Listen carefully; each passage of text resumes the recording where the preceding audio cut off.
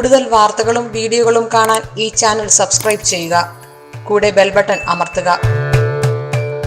നമസ്കാരം. ഇന്ന് ഞാൻ പറയാൻ പോകുന്ന ഒരു വിഷയം കൂടോത്രം എന്നതാണ്. കൂടോത്രം എന്ന ഒരു വിഷയത്തെ പറ്റിയാണ് ഞാൻ ഇന്നിവിടെ സംസാരിക്കാൻ ആഗ്രഹിക്കുന്നത്.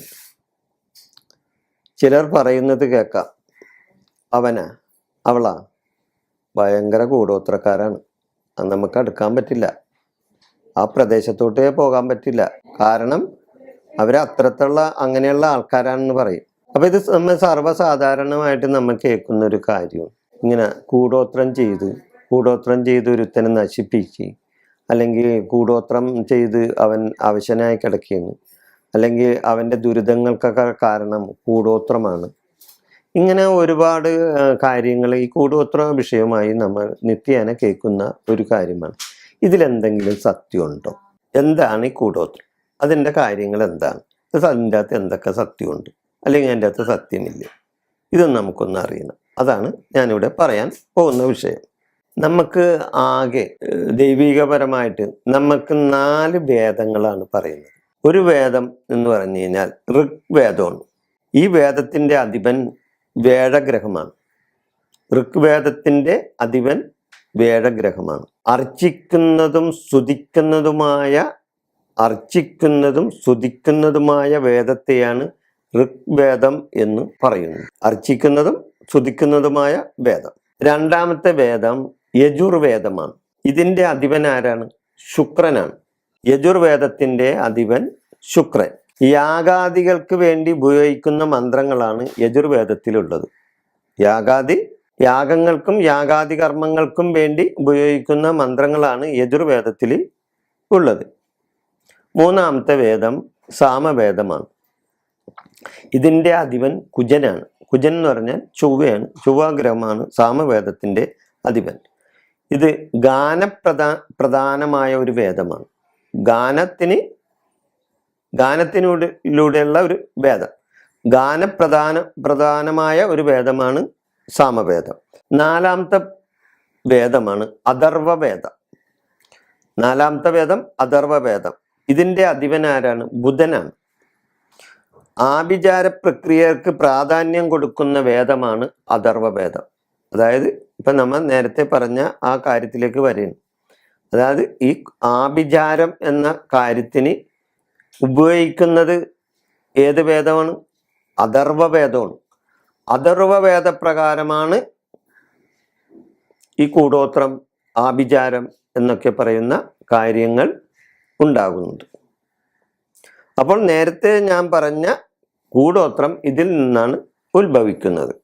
വേദങ്ങൾക്കും അതിൻ്റെ അധിപന്മാർക്കും ശക്തിയുണ്ട്, ഇല്ലേ? അതേപോലെ അവരുടെ മന്ത്രങ്ങൾക്കും ശക്തിയുണ്ട്. അതേപോലെ തന്നെ ഈ കൂടോത്രം എന്ന മന്ത്രത്തിനും ശക്തിയുണ്ട്.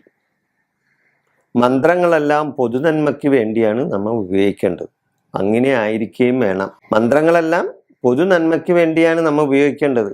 അപ്പം കൂടോത്രം എന്ന ആ മന്ത്രം അല്ലെങ്കിൽ അത് നമ്മൾ ഉപയോഗിക്കുന്നത് ശരിയാണോ തെറ്റാണോ എന്ന് മനുഷ്യൻ ചിന്തിക്കേണ്ട കാലഘട്ടമാണ് ഈ സമയം. എന്നാൽ ചിലർ സ്വാർത്ഥ താല്പര്യത്തിനായി ആഭിചാര ക്രിയ ചെയ്ത് ദോഷങ്ങൾ വരുത്തി ഒരുവനെ നശിപ്പിക്കാനായി ചെയ്തെന്നും വരും. അതായത് ഒരുത്തനെ നശിപ്പിക്കാൻ, അതായത് ഞാൻ നേരത്തെ പറഞ്ഞില്ലേ, അതായത് നല്ല ദൈവികമായ കാര്യങ്ങൾക്ക് ശക്തിയുണ്ട്, അതേപോലെ തന്നെ പൈശാചികമായ കാര്യങ്ങൾക്കും ശക്തിയുണ്ട്. അപ്പോൾ പൈശാചികമായ ഒരു കാര്യമാണ് ഈ കൂടോത്രം എന്ന വിഷയം. അത് ഒരുവനെ നശിപ്പിക്കാൻ, അല്ലെങ്കിൽ ഒരുത്തിയെ നശിപ്പിക്കാൻ, അല്ലെങ്കിൽ ഒരു സമൂഹത്തെ നശിപ്പിക്കാൻ വേണ്ടി കച്ച കെട്ടി ഇറങ്ങിയിരിക്കുന്ന ഒരു പറ്റം ആൾക്കാരുടെ ഒരു സ്വഭാവവിശേഷമാണ് കൂടോത്രം ചെയ്യൽ എന്ന കാര്യം. ഈ കൂടോത്രം ചെയ്താൽ ഒരിക്കൽ അവനിത് കണക്ക് പറയേണ്ടി വരും. കാരണം ദൈവത്തിൻ്റെ കണക്ക് പുസ്തകത്തിൽ നമ്മൾ എന്ത് പ്രവൃത്തി ചെയ്താലും അതിനൊരു മാർക്ക് വീഴും. അക്കാര്യത്തിൽ ഒരു സംശയമില്ല. ദൈവത്തിൻ്റെ കണക്ക് പുസ്തകത്തിൽ നമ്മൾ കണക്ക് ബോധിപ്പിക്കണം. അപ്പോൾ നന്മ ചെയ്യാതെ നമ്മ തിന്മ ചെയ്താൽ അതിൻ്റെതായ ഫലം നമ്മ അനുഭവിക്കണം, അതിന് നമ്മ കണക്കും പറയണം.